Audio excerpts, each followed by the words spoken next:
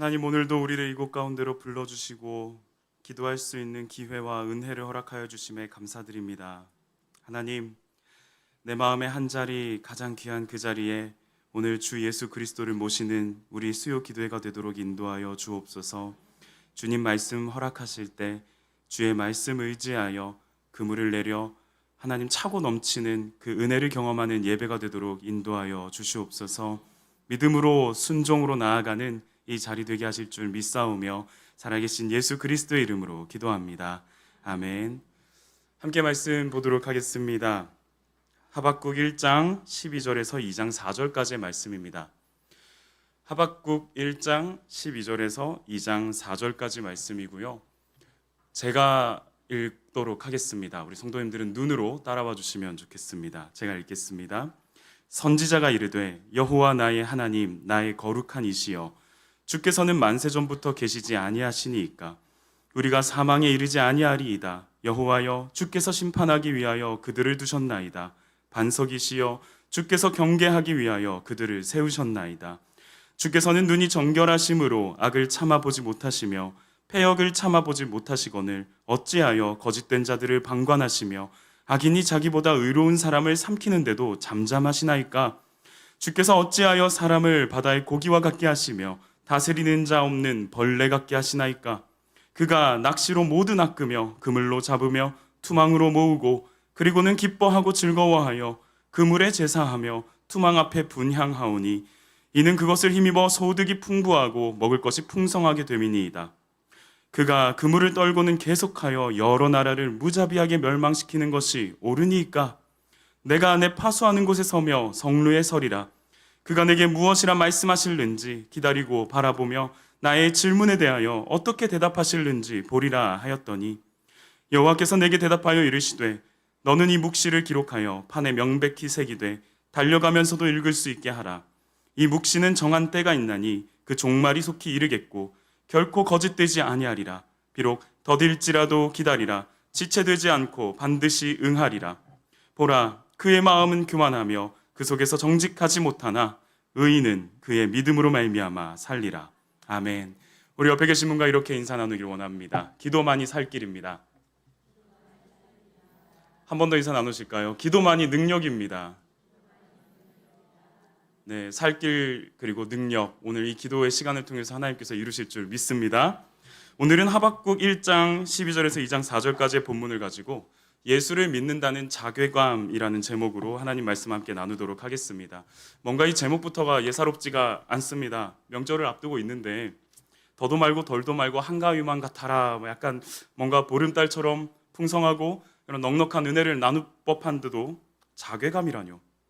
보통 대개는 예수를 믿는다는 자신감 혹은 예수를 믿는다는 자존감, 자긍심, 이런 식으로 제목을 뽑아야 할 텐데 오늘 나눌 말씀의 제목은 예수를 믿는다는 자괴감입니다. 이 자괴감이라는 말은 스스로 자자에 부끄러울 괴자 그리고 느낌 감을 써서 스스로를 부끄러워하는 마음이라고 하죠. 예수를 믿음으로써 스스로를 부끄러워하는 마음 혹시 느껴보신 적 있으십니까? 예수를 믿기 때문에 괜스레 쥐구멍이라도 있으면 숨고 싶은 마음, 너 교회 다닌다며? 라는 말 한마디에 어깨가 움츠러들고 그 자리를 피하고 싶은 마음, 하여간 믿는 것들이 더한다라는 혀를 차는 소리 앞에 대꾸할 기력조차 없는 마음, 예수를 믿음으로써 더할 나위 없이 부끄러워지는 자괴감 혹시 느껴보신 적 있으신지요? 제가 중고등학교를 다녔던 청소년 시기에는 학기 초마다 이 두 번의 어떤 첫 만남들이 퍽 부담스러웠던 기억이 있습니다. 먼저는 담임 선생님과의 첫 만남입니다. 별 말씀 안 하시는데 아버지 직업란에 목사라고 적혀 있음으로 인해서 그때는 그게 그냥 좀 부끄러웠습니다. 그리고 또 하나의 만남이 있다면 새로운 친구들과의 만남과 어떤 대화들에서 종교와 관련된 이야기가 나올 때면 마치 내가 기독교 대표 선수인 양 등 떠밀릴 때가 있습니다. 모든 기독교의 그 풀리지 않는 문제들을 저를 향해서 다 가지고 오더라고요. 그걸 풀어내라고. 어떻게 죽은 사람이 살아나냐? 글쎄, 너도 물 위를 걸을 수 있냐? 과학적으로 증명해봐라. 그때 되면 이제 과학이라는 게 중요하다고 이제 다들 여기니까요. 한 친구는 전 아직도 기억납니다. 쫀득이 2개와 포켓몬빵 5개로 전교생을 먹여보래요. 놀리는 거죠, 그냥. 특별히 기독교인이라고 알려져 있는 어떤 사람들의 흉악한 범죄 사건이 드러날 때나 혹은 전쟁이나 기근, 지진 등과 같은 재앙들 앞에서 신의 부재를 강조하고 싶을 때 예수를 믿음으로써 느끼는 그런 자괴감들, 그런 이중적인 부끄러움을 제가 마주하게 되었습니다. 어떤 부끄러움이냐면 그런 이야기들을 듣고서도 아무 말도 할 수 없는 나 스스로에 대해서 굉장히 부끄러웠고요. 또 하나는 마치 이런 나의 무력함과 나의 그런 부끄러움이 하나님의 무능함으로 느껴지는 감정을 대하게 됐거든요. 그림을 하나 보여드리도록 하겠습니다. 우리 성도님들께서는 앞에 보여주시는 그림이 저만 나오고 있거든요. 그림을 보여주세요. 네, 서로의 기도의 제목을 붙들고 기도하면 안 되고요. 그림이 나와야 됩니다. 네, 이 그림을 보시면 가해자가 왼쪽에 있는 사람일까요? 오른쪽에 있는 사람일까요? 네, 우리가 보기에는 분명히 왼쪽에 있는 사람이 가해자로 보여집니다. 오른쪽에 있는 사람을 공격하는 것처럼 보이죠. 그런데 이 화면을 나와서 전체의 그림을 보게 된다면 상황이 달라집니다. 보여주실까요? 우리가 화면 속에서 본 것과 같은 전혀 다른 모습이 눈앞에 펼쳐지는 겁니다. 이처럼 눈에 보여져 있는 그 네모 박스 안에만 드러나 있는 현상에만 집중하게 된다면 전체의 그림을 전혀 보지 못할 수가 있습니다. 눈에 보이는 것이 다가 아닙니다. 저는 그래서 오늘 바로 이 문장을 가지고 말씀을 시작하고 싶은데요. 소위 근시안이라고 하죠. 자기 눈앞에 좁은 시야에 집중하느라 전체를 보지 못하는 것, 눈에 보이는 것이 다가 아니다. 오늘 우리가 살펴보는 하박국 말씀은 총 3장에 걸쳐서 기록된 구약의 선지서입니다. 그런데 그 내용이 퍽 특이합니다. 보통 선지자라고 하면 좀 그런 이미지 있으시죠? 말도 좀 중후하게 할 것 같고 하나님 말씀하시면 예 알겠습니다 라고만 할 것 같은데 이 하박국이라고 하는 선지자는 시작부터 싸움을 겁니다. 누구한테요? 하나님께요. 우리가 읽었던 본문을 통해서 하박국 선지자가 하나님과 무엇 때문에 싸우고 있는지를 볼 수 있는데요. 앞에서 이야기했었던 그 예수를 믿는다는 자괴감, 예수를 믿음으로 인해서 느끼는 뭔가 모를 그 부끄러움의 감정, 그리고 방금 보았던 그 눈에 보이는 것이 다가 아니다. 좁은 시야에 갇혀서 전체를 보지 못하고 본질을 발견하지 못한다는 요 두 문장을 기억한 채로 하나님을 향한 하박국 선지자의 불만이 무엇인지를 함께 보기 원합니다. 바로 그럴 때 오늘 이 시간 하나님께서는 우리에게 또한 어떤 말씀을 하시는지 우리가 같이 겹쳐져서 귀 기울여 보는 시간을 갖게 되길 소망합니다. 먼저는 싸움의 시작입니다. 하나님의 무관심이죠. 읽어보진 않았지만 왜 싸움이 시작된 건지는 알아야 할 것 같아요. 그래서 읽어보지 않은 본문을 살펴보겠습니다. 하박국 1장 2절에서 4절까지 말씀인데요. 교독하도록 하겠습니다. 제가 먼저 2절 읽겠습니다. 여호와여, 내가 부르짖어도 주께서 듣지 아니하시니 어느 때까지니이까? 내가 강포로 말미암아 외쳐도 주께서 구원하지 아니하시나이다. 어찌하여 내게 죄악을 보게 하시며 배역을 눈으로 보게 하시나이까? 겁탈과 강포가 내 앞에 있고 변론과 분쟁이 일어났나이다. 함께 읽겠습니다. 이러므로 율법이 해이하고 정의가 전혀 시행되지 못하오니 이는 악인이 의인을 애워쌌으므로 정의가 굳게 행하여 지민이이다. 아멘. 지금 하박국 선지자는 밑도 끝도 없이 하박국 선지서를 펼치자마자 이렇게 질문하고 있습니다. 새 번역엔 이렇게 기록되어 있습니다. 살려달라고 부르짖어도 듣지 않으시고 폭력이다 외쳐도 구해주지 않으시니 주님 언제까지 그러실 겁니까? 완전 도전적이죠. 또 이렇게까지 이야기합니다. 3절입니다. 어째서 나로 하여금 불의를 보게 하십니까? 어째서 악을 그대로 보기만 하십니까? 악인이 의인을 협박하고 있어요. 정의가 없고 공의가 없습니다. 하박국 선지자가 단단히 화가 난 것 같습니다. 여기서 강포라고 하는 단어는 힘을 가진 사람이 힘없는 자를 억압하고 착취하며 괴롭히는 일을 말하죠. 지금 이 하박국 선지자가 살고 있는 남유다 땅에 하나님이 싫어하시는 죄악들로 가득 찬 겁니다. 악인들이 높은 자리를 차지하고서 힘없는 연약한 사람들을 계속 괴롭힙니다. 하나님 말씀은 갈기갈기 찢겨서 내버려져 있고 돌과 나무에 새겨져 있는 우상에 절하고 있는 백성들의 모습을 선지자가 지금 보고 있는 겁니다. 그런데 더 화가 나는 것은 하나님이 아무것도 하지 않는 것 같아 보이는 거예요. 가만히 계신다는 거예요. 아무리 부르짖어도 듣지 않으시고 상황은 더 악화만 되어가는 거죠. 공의, 이 공의라는 말은요, 하나님의 통치가 올바르게 이루어지는 상태 혹은 그러한 과정을 말합니다. 하박국 선지자가 보기에 남유다 땅엔 지금 공의가 없는 겁니다. 하나님의 통치가 이 땅에 이루어지지 않고 있음을 보면서 속상해서 따지고 있는 겁니다. 이거 우리가 자주 목격하는 그림이지 않으십니까? 예수를 믿지 않아도 이 땅에서 돈 많이 벌고 넉넉하며 풍성한 인심으로 잘 살더라고요. 심지어 예수를 믿는 사람들보다 더 평안한 마음을 소유하고 있는 것 같더라고요. 불법을 저지르지 않으면 오히려 어리석은 자라고 손가락질 받는 세상이고요. 하나님이 기뻐하시는 방식이 아닌데도 탄탄대로가 펼쳐진 것을 우리가 보기도 하고, 하나님이 기뻐하시는 방식으로 사는데도 맨날 죽쓰는 것 같은 모습을 봅니다. 하박국 선지자 마음이 꼭 그러했을 겁니다. 하나님의 공의가 사라진 듯한 유다 땅의 현실을 바라보면서 이건 아닌데? 근데 왜 하나님은 계속 가만히 계시지? 팔짱만 끼고서. 우리가 정말 열심히 주일과 수요일, 금요일마다 예배도 참석하고 봉사도 하면서 지금까지 신앙강자랑 강좌는 빠지지도 않고 정말 철저히 애쓰고 노력했는데, 그러한 우리 삶에 비해서 하나님을 믿지도 않고 주말이면 산으로 들로 외국으로 누리고 싶은 것 다 누리고 사는 우리 주위 사람들을 바라볼 때면 오히려 더 괜찮아 보이고 더 넉넉해 보이고 더 행복해 보이는 것과 같은 현실. 내가 이러려고 하나님 믿었나? 자괴감이 들죠. 괴롭습니다. 그런데 말이죠, 하박국 선지자의 이러한 가슴 터지는 요청 앞에 하나님께서는 그를 너무나도 당황스럽게 만드는 답변을 하십니다. 한번 볼까요? 하박국 1장 5절과 6절입니다. 제가 읽겠습니다. 여호와께서 이르시되 너희는 여러 나라를 보고 또 보고 놀라고 또 놀랄지어다. 너희의 생전에 내가 한 가지 일을 행할 것이라 누가 너희에게 말할지라도 너희가 믿지 아니하리라. 보라, 내가 사납고 성급한 백성 곧 땅이 넓은 곳으로 다니며 자기의 소유가 아닌 거처들을 점령하는 갈대아 사람을 일으켰나니. 이게 무슨 말씀이냐면요, 쉽게 풀어서 이런 겁니다. 박구가 알고 있어. 근데 조만간 어마어마한 일이 일어날 거다. 놀라고 기겁할 일이야.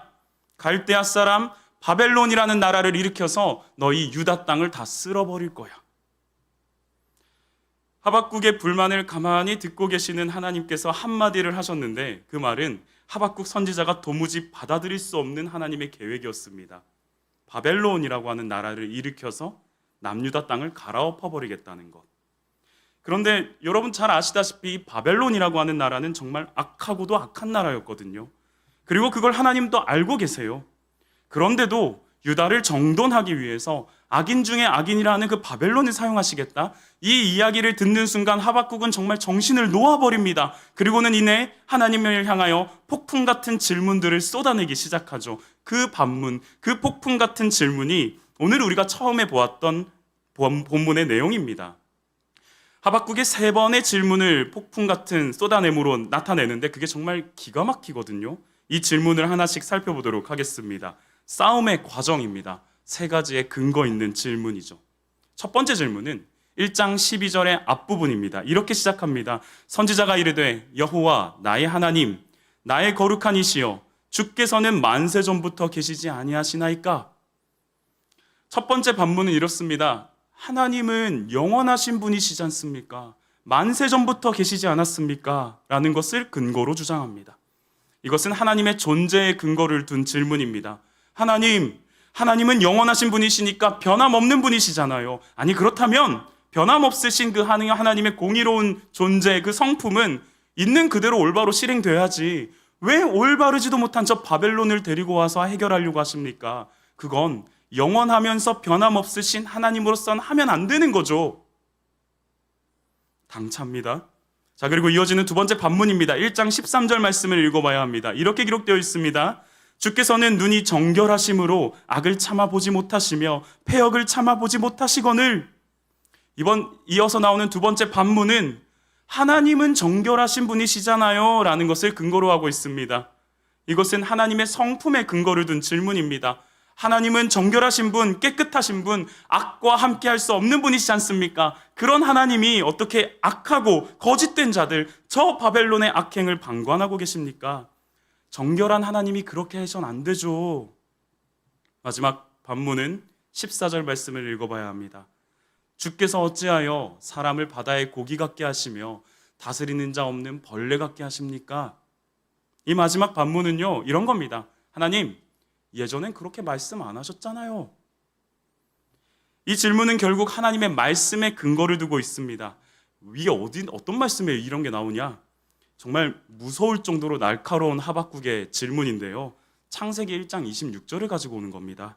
하나님이 이르시되 우리의 형상을 따라 우리의 모양대로 우리가 사람을 만들고 그들로 바다의 물고기와 하늘의 새와 가축과 온 땅과 땅에 기는 모든 것을 다스리게 하자라고 하나님께서 사람을 만드셨는데 이 말씀 가지고 하박국 선지자가 따지는 겁니다.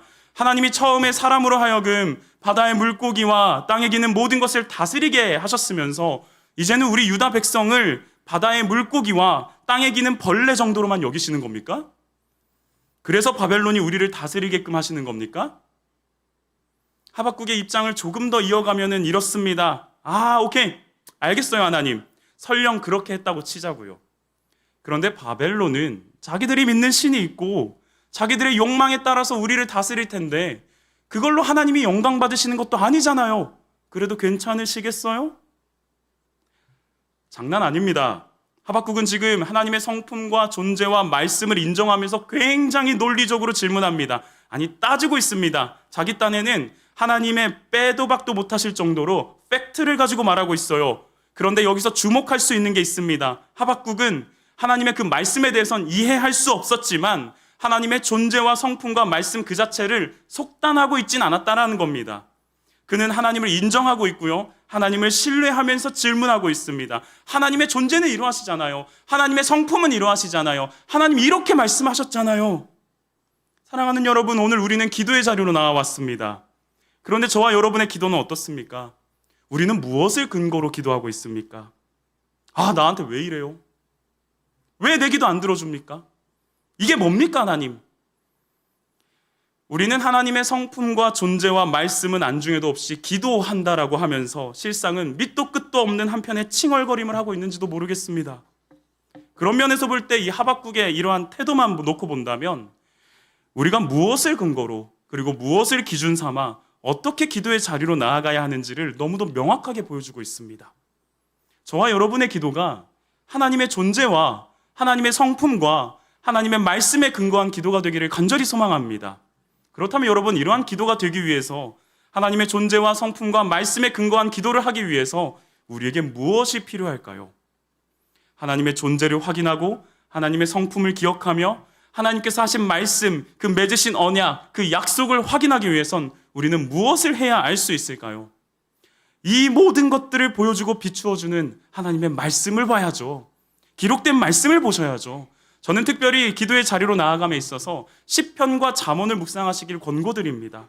하루에 시편 5편을 당일 날짜에 맞추어서 소리내어 읽고 한번 묵상해 보십시오. 잠언도 하루에 한 장씩 읽으면서 묵상해 보시자고요. 특별히 시편 기자의 고백에는 하나님을 향한 인간의 모든 감정과 마음 상태가 녹아져 있습니다.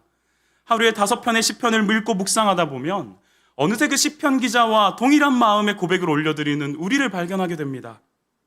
저는 이 시편만큼이나 말씀에 근거한 기도를 훈련하기에 적절한 방법이 없더라고요. 하나님의 존재와 성품과 말씀에 근거한 기도를, 바로 그런 근거 있는 기도를 우리 삶 속에 잘 녹여낼 수 있는 저와 여러분의 기도가 되기를 간절히 소망합니다. 그런데 말이죠, 이어서 말씀을 보면 우리에게 조금 낯설고 충격적인 것은 질문 이후에 나타난 하박국의 행동입니다. 2장 1절 말씀 우리 함께 천천히 읽어보도록 하겠습니다. 시작. 내가 내 파수하는 곳에 서며 성루에 서리라. 그가 내게 무엇이라 말씀하실는지 기다리고 바라보며 나의 질문에 대하여 어떻게 대답하실는지 보리라 하였더니. 아멘. 자, 다시 한 번 더 정리를 해보겠습니다. 하박국은 하박국 선지서를 펼치자마자 시작하자마자 이렇게 얘기했습니다. 유다 땅에 공의가 사라졌습니다. 하나님 대체 어디 계십니까? 뭐 하고 계십니까? 그 말 앞에 하나님께서 내가 바벨론을 데리고 와서 다 쓸어버릴 거야 라고 얘기하시니 하박국이 아니, 하나님 존재, 하나님 성품, 하나님 말씀에 근거하면 이러시면 안 되잖아요 라고 3가지 질문을 했죠. 그리고 나서 지금 하박국이 무슨 행동을 하고 있냐면 하나님, 파수하는 곳 성루에 서서 내가 이렇게까지 이야기했는데 바벨론 오는지 안 오는지 지켜보겠습니다. 해볼 테면 해보십시오. 하지만 저를 설득시켜야만 하실 겁니다. 기다리겠습니다. 그 말입니다. 지금 싸가지가 없어 보이긴 하지만요, 저는 개인적으로 하박국 선지자의 이런 모습이 너무 당차 보이더라고요. 그가 했던 3번의 반문, 그 질문은 자신 스스로에게 있어서 굉장히 논리적이었고 또 하나님을 향해서 굉장히 적극적인 질문이었죠. 그리고는 그 다음에 당당하게 기다리고 있는 모습입니다. 다시 우리의 기도를 한번 돌아보자고요. 솔직히 말해서 하나님께서 내 기도와 물음에 응답하실 것이라는 이 정도의 신뢰와 당당함이 저와 여러분에게 있습니까? 정직하게 우리의 문제 앞에 설 때면 하나님의 살아계심조차도 인정하지 않을 때가 많지 않습니까? 하박국은 간절한 요청과 간절한 기도 뒤에 간절한 기다림이 있는데 안타깝게도 저의 기도에는 그런 기다림이란 찾아보기가 어렵더라고요. 내가 어떻게든 빨리 이 상황을 해결해야만 하니까 그게 저의 모습이더라고요.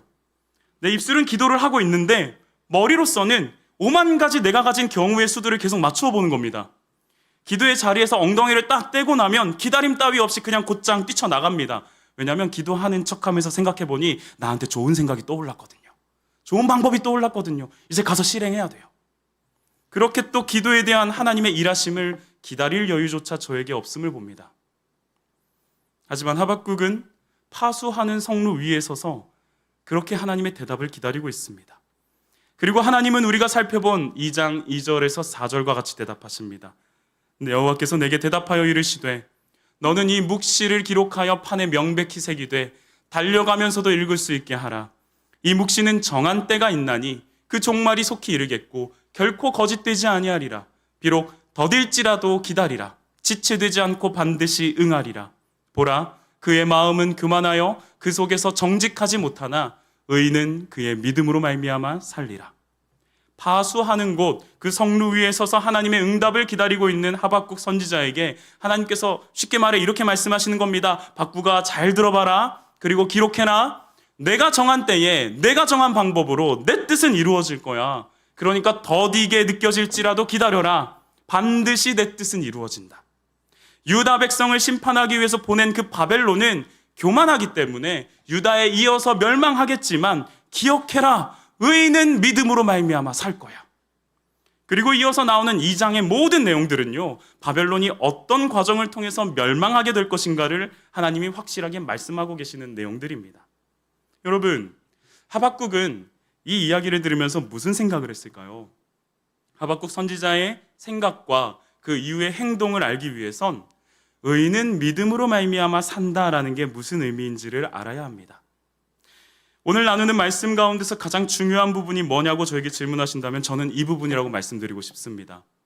여기에서 나오는 믿음이라는 단어는 그 원어를 해석해보면 하나님의 신실함에 근거한 순종입니다. 하나님의 신실하심에 근거한 순종. 쉽게 말해서 내가 계획하고 생각하는 내용과는 다른 방법과 상황이라 할지라도 하나님께서는 당신의 뜻을 반드시 이루신다는 그 신뢰를 가지고서 그분의 일하심과 그분의 말씀 앞에 순종하는 것, 그게 믿음입니다. 그래서 이 의인은 믿음으로 말미암아 살 거라는 이 말씀은 이후에 하박국의 생각과 태도를 완전히 바꾸게 만드는 대단한 한마디가 됩니다. 왜냐하면 이 말씀에 따라서 하나님은 때가 되면 바벨론 또한 강하게 심판하실 거고요. 그 구원의 손길로 유다를 회복시키실 것이라는 하나님의 진짜 뜻이 품겨져 있거든요. 근시안이었던, 정말 앞만 보고 있었던, 좁은 시야에 있었던, 자기 눈앞의 상황만 보고 있었던 하박국의 믿음의 눈이 개안, 열리게 되는 겁니다. 무관심처럼 느껴졌던 하나님의 태도 앞에 자괴감을 느꼈던 하박국이 비로소 가만히 계시는 게 아니었구나. 믿음으로 말미암아 산다라는 의미를 발견하게 되는 겁니다. 왜냐면요, 하나님은 유다의 하나님, 이스라엘의 하나님만이 아니라 온 세상의 하나님, 온 땅의 하나님, 온 나라의 하나님, 천지만물을 창조하시고 운행하시는 분이시라는 사실을 하박국이 비로소 깨닫게 되었거든요. 그래서 하박국은 이렇게 고백합니다. 하나님이 바로 역사의 주관자시군요. 나라가 흥하기도 하고 망하기도 하며 내 삶이 고통 가운데 있기도 하고 그 고통을 이겨내기도 하는 이 모든 세세한 순간순간이 하나님 당신의 뜻에 있군요. 또 이렇게 고백하는 거죠. 내가 그동안 내 눈앞에 있는 현상에 집중하느라 세상 전체를 운행하시는 하나님의 역사를 믿음의 눈으로 바라보지 못했던 거군요. 이 학기를 시작하면서 그리고 명절을 앞두고서 참으로 많은 도전들이 다가옵니다. 건강에 문제가 있을 거고요. 재정의 어려움이 있을 겁니다. 관계의 문제들도 나타납니다. 그로 인한 불안감과 두려움이 찾아옵니다. 오늘 함께 나눈 이 하박국 말씀은 이러한 도전들 앞에서 우리가 붙들고 기도해야 할 중심을 이야기하고 있습니다. 믿음, 하나님의 신실하심에 근거한 순종입니다. 우리에게 펼쳐진 도전을 능히 감당하고 종국에는 당신의 뜻으로 선하게 인도하시는 그 하나님의 일하심을 기대하는 믿음, 그 믿음 더하여 주시기를 소망합니다. 그렇다면 끝으로 하박국의 결론은 어떠했을까요? 3장 2절 말씀을 함께 보도록 하겠습니다. 3장 2절 말씀 화면을 통해 읽겠습니다. 시작. 여호와여 내가 주께 대한 소문을 듣고 놀랐나이다. 여호와여 주는 주의 일을 이 수년 내에 부응하게 하옵소서. 이 수년 내에 나타내시옵소서. 진노 중에라도 긍휼을 잊지 마옵소서. 아멘. 이 본문을 가지고 많은 경우에 있어서 이제 부흥 집회 때 이제 부흥이 있으리라. 죄송합니다. 제가 장부흥 권사님과 눈을 마주치게 돼가지고 부흥 집회 때 사용되는 이런 말씀으로 우리가 선언되는데요. 잘 보셔야 됩니다. 하박국이 지금까지의 모든 질문과 하나님의 이야기를 듣고 하나님의 답변을 듣고 나서 지금 이 말을 하는 겁니다. 여호와여 내가 주께 대한 소문을 듣고 놀랐습니다. 여호와여 주는 주의 일을 수년 내에 부흥케 하옵소서. 수년 내에 나타내시옵소서. 진노 중에라도 긍휼을 잊지 마소서. 이거 어떤 결론이냐면요, 이렇게 표현하는 겁니다.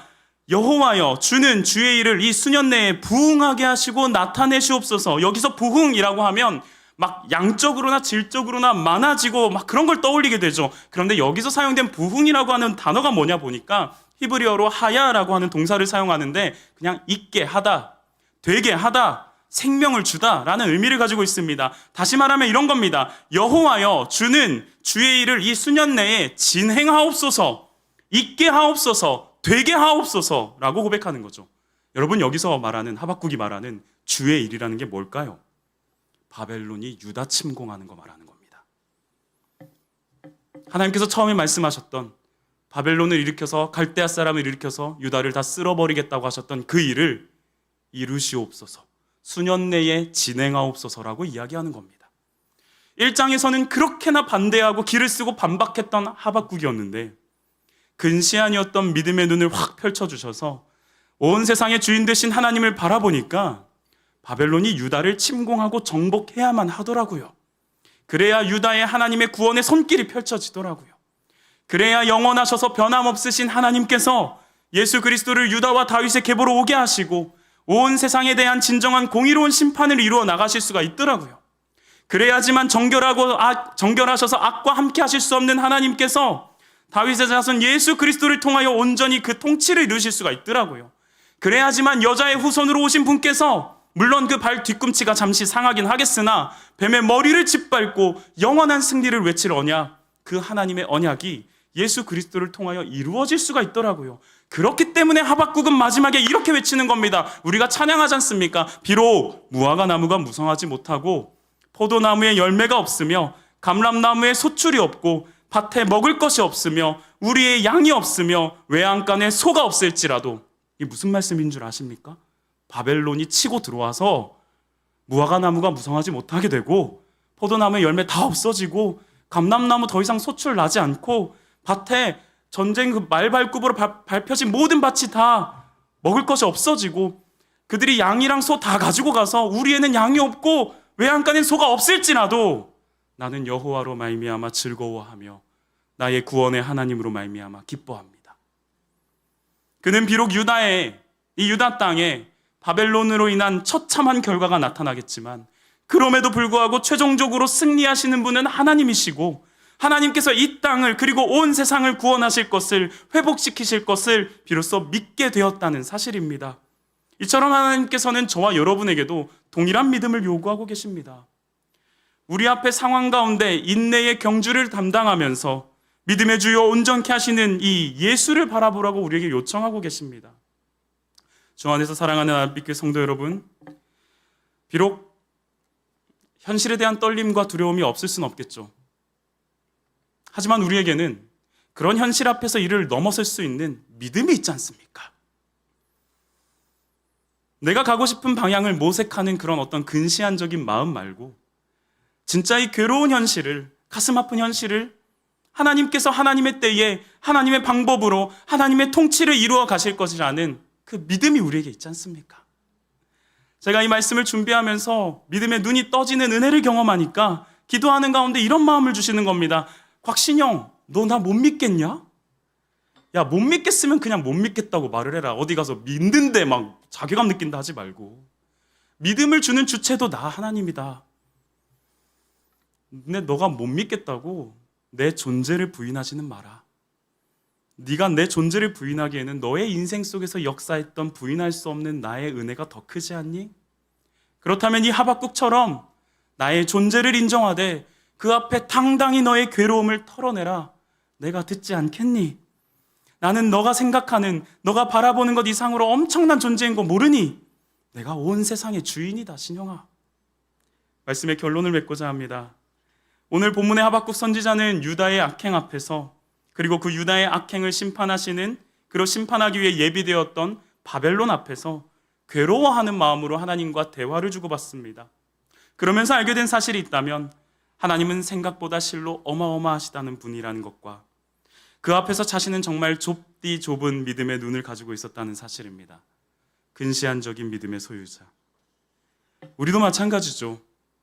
우리의 좁은 시야, 우리의 근시안으로 본다면 저와 여러분의 상황들 참 막막하지 않습니까? 답답하지 않습니까? 하지만 그럴 때일수록 하나님의 방법을 우리가 더 기대합시다. 폭풍 같은 거센 파도가 눈앞에 직면한다 할지라도 놀랍지 않으십니까? 하나님의 방법은 그 파도를 갈라버리거나 그 파도를 타게 하십니다. 혹여나 우리의 믿음의 등불이 꺼져감을 느낀다면 우리도 간절하게 그 믿음을 달라고 요청합시다. 슬기로운 5 처녀가 신랑의 얼굴을 등불로 비출 수 있었던 것은 언젠가는 신랑이 올 것이라는 믿음으로 기름을 넉넉히 준비했기 때문인데요. 그렇기에 우리의 기름 없음을, 우리의 믿음 없음을 불쌍히 여겨달라고 우리가 더 요청합시다. 그리고 그 믿음을 가지고서 우리 함께 더 소망하길 원합니다. 이겁니다. 하나님은 하나님의 때에 하나님의 방법으로 하나님의 뜻을 이루신다는 사실을 믿으며 우리를 더 나은 곳으로 이끌어 가시는, 우리의 문제를 반드시 역전시키시는 그 하나님을 향해 소망하며 나아가는 저와 여러분이 되길 간절히 소망합니다. 함께 찬양하며 기도하길 원합니다.